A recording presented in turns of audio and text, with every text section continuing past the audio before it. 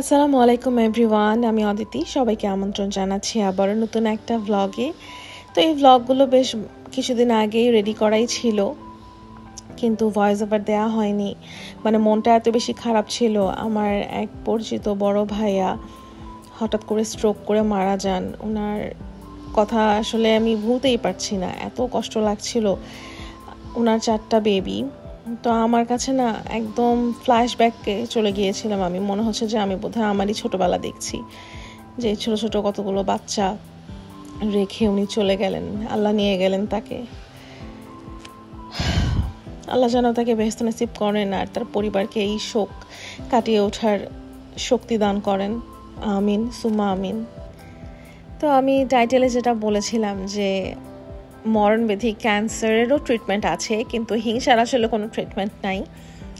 আর মানুষ যে কত রকমের হিংসুক, এটা তো আসলে আমি ছোটবেলা থেকে এক্সপিরিয়েন্স করে করেই আসছি। আমরা যেহেতু আমাদের বাবা ছিল না, তো উঠতে বসতে মানুষের হিংসামি, তারপরে আরও নানান ধরনের জিনিসপত্র, এই সমস্ত কিছুর সাথে আমরা ইউজ টু। সো আমি খুব ভালো মতোই জানি যে আসলে হিংসা মানুষ কেন করে আর কি জন্য করে।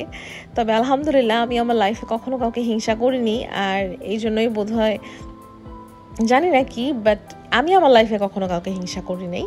কিন্তু আর ছোটোবেলা থেকে আমি একটা জিনিসই শুনে আসছি যে পর হিংসা আপন ক্ষয়, অর্থাৎ মানে অন্যকে যদি হিংসা করো তাহলে তোমার নিজেরই ক্ষতি হবে। তো আমি ভাই অনেক সেলফিশ মানুষ, তো আমি চাই না যে আমার কোনো ক্ষতি হোক, এর জন্য আমি কাউকে আসলে হিংসা করতে চাই না। আর আমি এই ভ্লগিং স্টার্ট করার পর থেকে মানে অনেক ভালো ভালো মানুষদের সাথে আমি পরিচিত হতে পেরেছি। আমার এত ভালো লাগে। যেমন উত্তরার ভেতরেই আমার অনেক নেইবার্স আছে যাদের সাথে আমি পরিচিত হয়েছি। মিথিলা ভাবি, আখতারুজ্জামান ভাইয়া, ওনারা ইটালি থাকতেন, ইটালি থেকে আমার ভ্লগ দেখতেন। তো ভাইয়া ভাবি আমাকে নক করাতে তাদের সাথে আমি পরিচিত হতে পেরেছি। তারপরে আরেকজন আপু আছে মৌ আপুর সাথে আমার রিসেন্টলি পরিচয় হয়েছে, কিন্তু এখনও আমাদের দেখা হয়নি আনফর্চুনেটলি, কিন্তু ইনশাল্লাহ খুব তাড়াতাড়ি আমাদের দেখা হবে। তো মৌ আপুর সাথে আমার পরিচয় হলো, মৌ আপু আমাকে একদিন নক করলো। তারপরে সেদিন হাজব্যান্ডের সাথে আমি একটু বাহিরে গিয়েছিলাম, তো একজন আপু এসে আমাকে হঠাৎ করে বললেন যে আপু আপনার ব্লগ দেখি, এবং আপু রূপায়ণ সিটিতেই থাকেন। তো আমার কাছে এত ভালো লাগে যখন মানে কেউ এসে আমাকে এভাবে বলে, আমি পরিচিত হতে পারি। দেখা যায় যে এমনি যদি এই ব্লগিংটা না করতাম তাহলে তো কেউ চিনতও না, কখনো কারোর সাথে ওভাবে পরিচিতও হতো না। তো এইভাবে ব্লগিংয়ের মাধ্যমে আপুরা আসে আমার সাথে কথা বলে, আমার কাছে এত বেশি ভালো লাগে কি আর বলবো। তো সেদিন আপুটা বলছিলেন যে তার রূপায়ণে আসলে আসার আগে রূপায়ণ সিটি লিখে সার্চ করছিল ইউটিউবে দেখার জন্য, তখন আমার ব্লগগুলো তিনি দেখতে পেরেছেন। তারপর থেকে আমার ব্লগ সে দেখেন এবং আমার ব্লগ সে অনেক পছন্দ করেন। তো এই জিনিসগুলো আসলে আমার কাছে খুবই ভালো লাগে যে অ্যাটলিস্ট আমার মাধ্যমে কেউ কিছু দেখতে পাচ্ছে বা পছন্দ করছে আমার কাজকে। আর দুনিয়াতে যেমন মানে হিংসুটে মানুষের অভাব নেই, তেমনি ভালো মানুষেরও অভাব নেই। আর আমি সবসময় ভালোর দিকেই ফোকাস করি, এসব হিংসুকদের দেখার মতো টাইম আমার একেবারেই নেই। আর সত্যি কথা বলতে actually I don't give a dam. তো কে কি বললো এসে, কে কি করলো, এগুলো আমার দেখার একদমই বিষয় না। কারণ আমি জানি তারা ওই পর্যন্তই বলা পর্যন্তই আছে, কারণ তারা কোনোদিনও আমার সামনে এভাবে আসতেও পারবে না, বা আমার সাথে মিশারও তাদের কোনো যোগ্যতা বলবো না, যোগ্যতা ডেফিনেটলি আছে, সবাই যোগ্যতা সম্পন্ন, কিন্তু আসলে আমার সাথে মিশার মতো তাদের মেন্টালিটি নাই। যাদের মেন্টালিটি খারাপ তারা আসলে ভালোদের সাথে মিশতে পারে না, ভালোদের জন্য ভালো মানুষই থাকে। তো এই ভ্লগিংয়ে যদি বলি আমার অ্যাচিভমেন্ট কি, তো আমার অ্যাচিভমেন্ট এটাই যে আমি অনেক ভালো ভালো মানুষদের সাথে পরিচিত হতে পেরেছি এবং তারা আমার নেইবার, এবং আমি এটা দিয়ে অনেক খুশি যে আমার এত ভালো ভালো নেইবার, আলহামদুলিল্লাহ। আর রূপায়ণ সিটি উত্তরা এমন একটা জায়গা, আমার মনে হয় কম বেশি সবারই এখানে ইন্টারেস্ট আছে।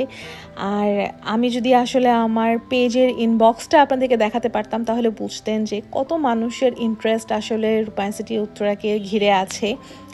আমাকে যে কত আপু ভাইয়ারা নক করেছে ফেসবুকে পেজে, যে এখানে আমাদের সার্ভিস চার্জ কত, তারপরে এখানের পরিবেশ কেমন, তারা নিতে ইন্টারেস্টেড, এখানে পার স্কোয়ার ফিট কত, প্রাইস কত, সব কিছু ওভারঅল মানে যত ধরনের কোয়েশ্চেন আছে সমস্ত কিছু তারা আমাকে করেন। বা এখানে যদি কেউ ভাড়া নিতে চান তাহলে সেখানে রেন্ট কত, তা আমার তরফ থেকে আমি যতটুকু সম্ভব সাহায্য করার আমি সব কিছুই বলি তাদেরকে। তো এখন কেউ যদি মনে করে যে এটা শো অফ করা, আই ডোন্ট মাইন্ড। আমার কমেন্ট বক্সে আমি যত আপুদের কমেন্ট পাই আমার কাছে এত ভালো লাগে, সবাই এত সুন্দর সুন্দর কমেন্ট করে। কখনো কেউ আমাকে বলেনি যে হ্যাঁ আমার কথার মধ্যে কোনো অহংকার আছে বা আমার কথার মধ্যে কোনো কিছু আমি শো অফ করছি, এরকম কোনো মানে স্মেল পাওয়া যাচ্ছে, এরকম কোনো কিছুই কখনো কেউ বলেনি। ইভেন আমার হাজব্যান্ড সবসময় আমার ভ্লগ দেখেন এবং সে আমাকে সবসময় বলে যে তুমি অনেক সুন্দর করে কথা বলো এবং তুমি একদম তোমার কথাবার্তা সব ন্যাচারালি থাকে, তুমি কোনো বাড়তি কোনো কিছু বলো না বা কোনো অনেকে থাকে আহ্লাদ করে কথা বলে, তুমি সেটা কিছু করো না। তো তোমার কথাগুলো অনেক ভালো লাগে। তো আমার মেইন ক্রিটিক হচ্ছে আমার হাজব্যান্ড। তো আমার হাজব্যান্ড যদি আমাকে বলে যে হ্যাঁ এটা ঠিক আছে, তখন আমি চোখ বন্ধ করে বুঝি যে না আসলে এটা ঠিক আছে। কারণ আমি যদি কোনো ভুল করতাম বা আমার দ্বারা যদি কোনো ভুল হতো তাহলে সে ডেফিনেটলি আমার সেই ভুলটা ধরিয়ে দিত এবং আমাদের বন্ডিংটা সেরকমই। তো এসব কিছু তো ন্যাচারাল কথাবার্তা গেল। এরপর যেটা হচ্ছে যে আমি আমার চ্যানেলে কি দিব না দিব, আমার কন্টেন্ট কেমন থাকবে, আমার টাইটেল কেমন থাকবে, আমার থাম্বনেইল কেমন থাকবে, এগুলো সব কিছু আমার উপর ডিপেন্ড করে, যেহেতু এই চ্যানেলের মালিক আমি এবং এখানে অন্য কারো পণ্ডিতই চলবে না। কারণ এখানকার একটাই পণ্ডিত, সেটা হচ্ছে আমি, এবং আমার মতো করেই আমি সব কিছু করব। আর যারা আমাকে পছন্দ করে না তারা আমার ভ্লগ দেখবে না, সিম্পল। আর দুনিয়াতে এমন অনেক মানুষ আছে যারা ফর নো রিজন কাউকে পছন্দ করে না, এবং আমিও এক্সপেক্ট করি না যে আমাকে সবাই পছন্দ করবে। তেমনি আমিও হয়তো বা সব মানুষকে পছন্দ করি না, যাদের সাথে আমার মিলে বা আমার মনের সাথে মিলে তাকেই আমি পছন্দ করি। এটা হিউম্যান নেচার, এটার উপরে আসলে কোনো কিছু বলার নেই, মানুষ আমরা এরকমই। তো আমিও যে সবার প্রিয় হব এমন কোনো কিছু না, আমি সবার অনেকেরই অপ্রিয় আমি হতে পারি, দ্যাটস অ্যাবসলিউটলি ফাইন। কিন্তু কেউ যদি মনে করে যে আমি তাদের কথা মতো চলবো বা তারা যেভাবে আমাকে গাইড করবে আমি সেভাবে নিজেকে চালাবো, দেন ইউ আর রং। আমি ওইভাবে একদমই করব না। আমি দুনিয়াতে শুধু একজনেরই কথা শুনি, সেটা হচ্ছে আমার নিজের। তো আমার যদি মনে হয় যে না আমার এখন এভাবে চলা উচিত, তখনই আমি এভাবে চলবো। আমার যদি এটা করা উচিত তখনই আমি এটা করব। তো আমাকে যদি কেউ গাইড করতে পারে সেটা হচ্ছে আমি নিজে। আর আমি ব্লগ করি আমার নিজের আনন্দের জন্য, আমার এটা ভালো লাগে কাজ করতে, যার জন্য আমি করি। অনেকেই বলে যে হ্যাঁ হাউসওয়াইফ, ওর হাজব্যান্ড ভালো মতো কামাই করছে, তাহলে ও কেন এখানে ভ্লগিং করছে? ডেফিনেটলি টাকার জন্য করছে। এখন টাকার জন্য করছি না কিসের জন্য করছি ওটা তো আমার উপর ডিপেন্ড করে ভাই, ওটার হিসাব তো আমি অন্য কাউকে দিব না। আমার যেই কাজে ভালো লাগে আমি সেই কাজ করছি। এখন সেই কাজ থেকে যদি টাকাও আসে তো আই ডোন্ট মাইন্ড। আমি এর আগেও একটা ব্লগে বলেছিলাম যে মানুষ অন্যকে চালাতে চায় নিজের মতো করে, যে হ্যাঁ সে কি চায়, আমি এরকম চাই, তো এই সামনে যাকে আমি দেখছি তাকেও এভাবেই চলতে হবে, এভাবেই ফিরতে হবে। কিন্তু আমি অবাক হয়ে যাই যে মানে এরকম সেন্সলেস মানুষ এখনও দুনিয়াতে আছে, আবার এরা এদের নিজেদের আসল চেহারা এভাবে কমেন্ট করে করে দেখিয়েও দেয়। তো আমার হাজব্যান্ডকে যখন আমি বললাম যে এই কাহিনী, তখন আমার হাজব্যান্ড বলল যে সে তার নিজের লাইফে কি পরিমাণের ফ্রাস্ট্রেটেড বা টক্সিক একবার তুমি চিন্তা করে দেখো। তো যাই হোক, এই দুনিয়াতে আসলে হিংসুকদের কোনো ডাক্তার নাই আর এদের কোনো চিকিৎসাও নাই। তো এরা সারা জীবন এভাবে করতে করতেই আসলে দুনিয়া ছেড়ে একদিন চলে যাবেন।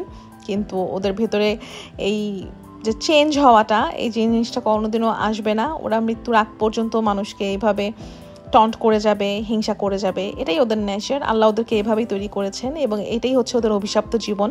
তো এদেরকে নিয়ে আর কি বলার, ওদের জীবনটাই অভিশপ্ত। তো এনিওয়েজ, আজকে আমি অনেকদিন পর কাচ্চি রান্না করলাম, আমার হাজব্যান্ডের খুবই প্রিয়। আর এইদিকে আমার হাজব্যান্ডের চেহারাটা দেখেন, সে খাওয়ার জন্য কেমন করছে। তো আমি তাকে বলেছি যে আগে হাত দিবা না, আমি আগে ছবি তুলবো তারপর তুমি হাত দিবা। তখন সে বললো আচ্ছা ঠিক আছে। তারপর আমি একটু ছবি টবি তুলে নিয়ে ভিডিও নিয়ে তারপর তাকে খেতে দিলাম। এখন তার রিয়াকশন দেখেন। নিজের তারিফ নিজেই করছি, কারণ আমি জানি কাচ্চিটা খেতে আসলে অনেক মজা হয়েছিল। তো আমি কাচ্চি রান্না করতে করতে আমি এখন একদম প্রো হয়ে গিয়েছি, আমি চোখ বন্ধ করেও কাচ্চি রান্না করতে পারবো। তো এনিওয়েজ, এই ছিল আমার আজকের ব্লগ। যদি ভালো লাগে তাহলে অবশ্যই like, comment, share and subscribe করতে ভুলবেন না। দেখা হবে নতুন অন্য একটা ব্লগে ইনশাআল্লাহ। টিল দেন টেক কেয়ার, আল্লাহ হাফেজ।